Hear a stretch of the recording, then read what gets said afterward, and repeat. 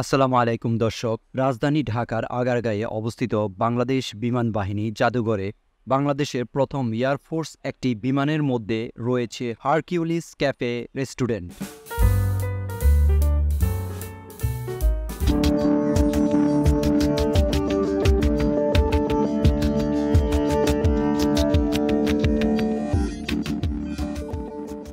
Hercules cafe রেস্টুরেন্টটিতে যেতে হলে প্রথমেই আপনাকে ৫০ টাকা দিয়ে বাংলাদেশ এয়ারফোর্স মিউজিয়ামে প্রবেশ করতে হবে।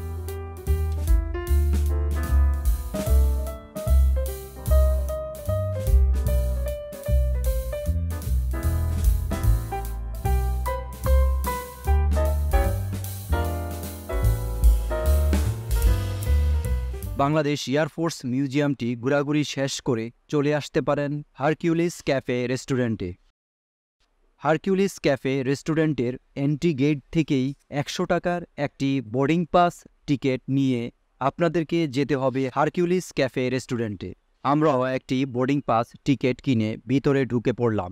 হারকিউলিস ক্যাফে রেস্টুরেন্টের ভিতরের এই এলাকাটি খুবই সুন্দরভাবে লাইটিং করা হয়েছে। ভিতরের এইরকম লাইটিং দেখে আশা করি সবারই খুব ভালো লাগবে।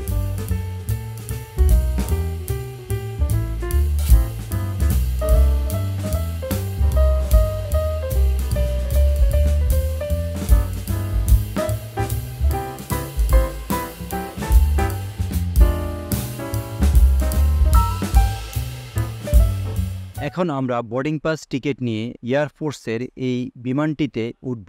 এই বিমানটির ভিতরেই হারকিউলিস ক্যাফে রেস্টুরেন্ট।